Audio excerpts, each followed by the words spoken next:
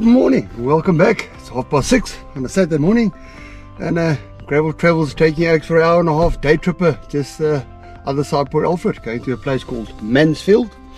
And yeah, bit of 4x4, they've got some game there apparently, and it's right on the Cowie River. Let's go and check it out, chaps. Quick refuel of the garage, check the tire pressures, and we are A4 away. Here we go. But first, a quick stopover at Great Fish Point Lighthouse. These iconic buildings just always look so mysterious in all their settings. Located 25 kilometers from Port Alfred on the Great Fish River, built in the late 1800s, this is very much worth a stopover if ever you find yourself in the area. And soon enough, we're back on the road again.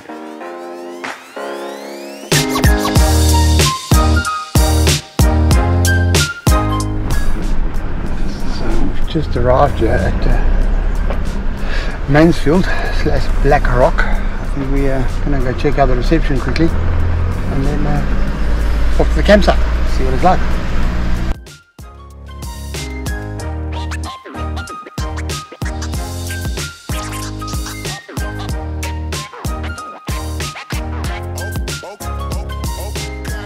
Alright, so they've got a walking route here as well. It's about 2.5 hours, I reckon. There's a 4x4 route, half it's a little bit overgrown apparently, but there's a section we can get right down to the Cowie River, which we will go and check out now. That's also on the way to the camp. So everything in red, the solid red line, that is a 4x4 route. And then I've just been told as well I am allowed to fly the drone here. Just obviously if you do fly around here, like he's mentioned, there is the air school a couple of kilometers away from here. Let's make sure there's no planes in the air or whatever, and just stay low with the drone. And off exploring we went, getting to see some buck straight from the start. Mansfield is a 3-star private game reserve around 6 kilometers from Port Alfred via the tarmac, or you can be real adventurous and leave Port Alfred all along the Cowie River, 11 kilometers of it. The reserve hosts zebras, giraffes, blue wildebeest, warthogs and plenty of bird life.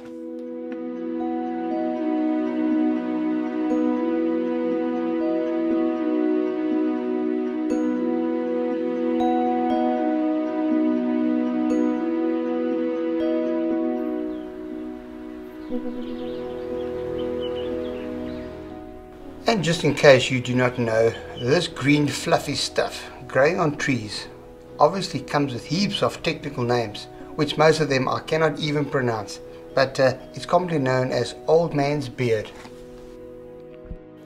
Getting to camp a little quicker than we expected, we decided to go and explore the 4x4 route. Besides, we still had the need for some excitement for the day. The 4x4 route is nothing technical, but rather more scenic and well worth the exploring. I speak under correction, but I think the route is graded at a 2, just in case you're interested. But enough talking, let's go and drive.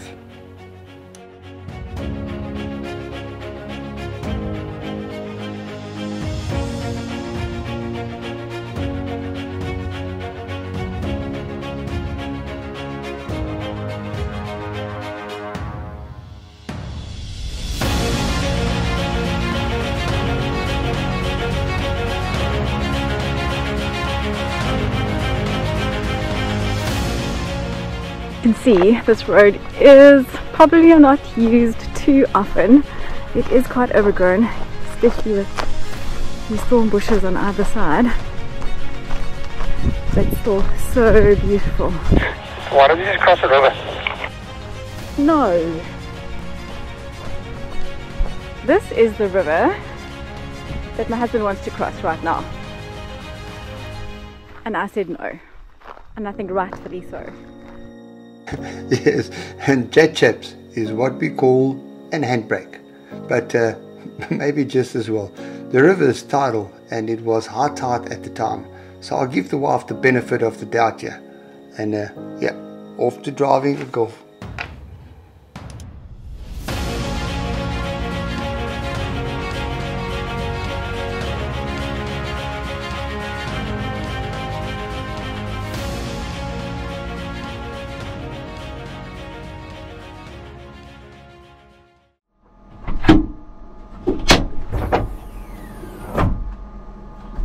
after a little bit of fun in the sun, the Boeing has gone over. Mr. Guinness. The sound of pure joy, chaps, pure joy. We didn't book in here, Eagle's Nest, there you go. We didn't book in here, so we obviously rather camp. But for those who do want to, I didn't inquire about the price here. But the camping is like 220 Rand for 2 people. They charge per person, so it's 110 Rand. So I can't imagine this cabin being a hell of a lot more expensive. They do allow day visitors. You do not need a 4x4 to get in here. Some of the places we've been at up until now is like so-called a 4x4 back route, which you will need a high-ride vehicle at least. But just look at these views. Absolutely spectacular. See what it looks like inside. We'll take you guys for a quick tour. This is so lovely. Absolutely beautiful. So it's got a double bed, Oh, a no, bunk bed. this is just too quaint. Absolutely beautiful. And you have a view while you're busy. Sure. Yeah, so like I said, we didn't book in here, but Eagle's Nest log cabin. So, like I said, we paid 110 Rand per person per night in our campsite. We drove past a bit early on. There's nobody else there. Absolutely beautiful. And but even up here, you're in the middle of nowhere, nobody else around you, and all you can hear is birds around you. Looks like we're the only people here tonight. There's a couple of day visitors, but they're super quiet, sitting in the back. There's a lunch area at the back there. A little LARPer. Apparently in December they have lunches there. So there's no restaurant or shop. I didn't bring enough wood with, and yeah, the gentleman inside who helped us earlier on, the manager, I would presume Vanna, he just gave me an old crate of wood. He said, help yourself, and just bring the crate back. So that's quite nice. But yeah, I thought let's go take a quick. This reminds me of River Kwai. Really? Yeah. So here we're getting memories of Botswana with the shade cloth. But yeah, this is the ablution. They did say there's no power, but this is very neat. Yeah, very rustic, but very neat. Yeah, so there's showers all around. There's your little wash up area. Yeah, and like I say, the gas is working 100% too. Hot water.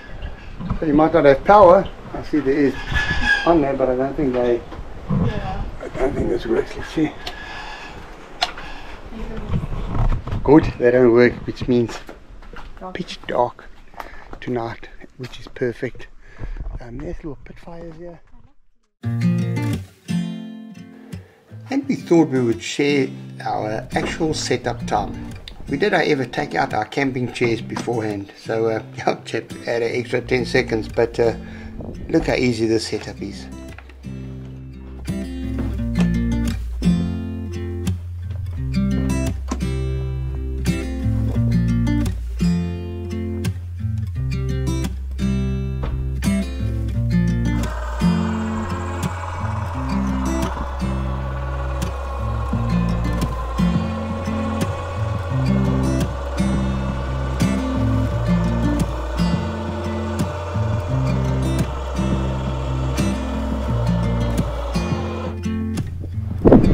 Such hard work. Terrible.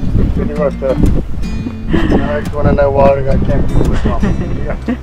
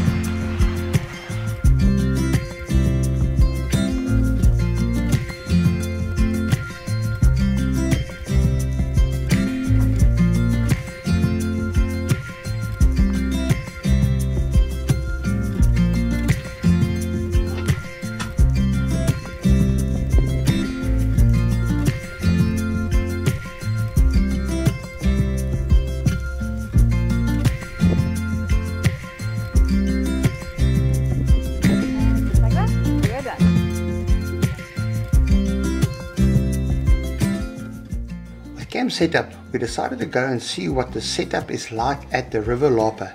And again, we were pleasantly surprised. Clean, with bra facilities and a jetty where you can sit and enjoy the sunset and just spoil your senses with the peace and tranquility this place has to offer.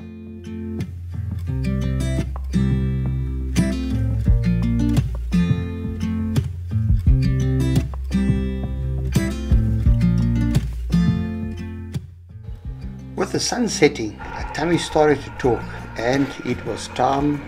Fire time, baby, fire time. This is the same day that we were 33 degrees in the car. No rain predicted. No rain predicted. Thank you, Weather SA. Not complaining, just saying. That? Yeah, but yes, that too passed quickly. And we were back to meat, fire and red wine. Right time, like no time, brother. Tell you what, so we had a little bit of rain. Nothing chases away here. Fire still went. And absolutely fantastic. Once again, absolute pearl of the evening. And a couple of chops, some porkies and some... yes, you guessed it, braaibrookies. I just happened to forget the name at that specific moment. With our tummies all sorted, we have been wanting to capture owls on camera, and with our bright torch and high spirits, off we went to seek these nocturnal creatures. So we're trying to get some shots of owls here, and we've not quite had much luck here, but quite spooky here, so let's go and see what it's like up higher. Maybe we don't find our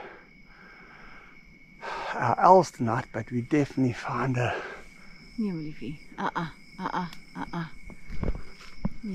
big spider there. And with the evening's excitement behind us, it was time for a quick cleanup. We improvised a little bit. Even though I had no shower, hot water, bucket, little bush wash, baby, nothing wrong with that. Yes, and for some reason the gas and water wouldn't work the next morning, but that all just added more flavour to our morning, helping us along to our next stop, more food at Bathurst.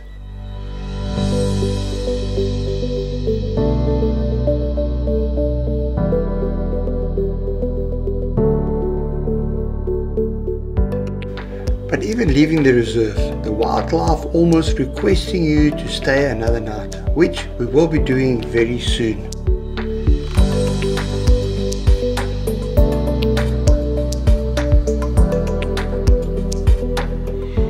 So just about 10 kilometers outside of Port Alfred, just left Mansfield, and we thought we'll come and check out Bathurst. So let's go see what it looks like.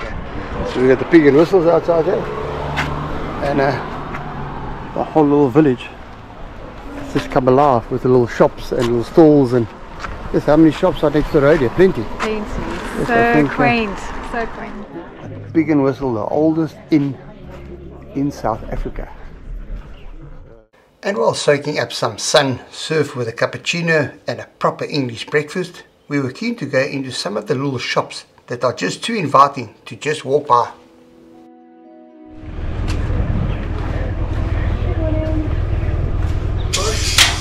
Thank you. Good morning, how are you? Fine, how are you? Yes, fine. Good, good. We're here with Mr. Ian here in his bookshop, and he's been here for over 6 years in Bathurst, and he's showing us one of his collector's items here. 1786. 1786. Yeah, I think that's probably about the oldest thing I've got here. Right? 2 volumes. That's the original dictionary by Dr. Johnson. Dr. Johnson is well known. In literary things. Yeah. And this, where did you manage to find this? Did you bring it from overseas? No, it belongs to somebody locally. Yeah. And for those of you who can remember the old LPs, look at this. Dad, this one's for you. Yeah, this is especially for the old folks. Yeah.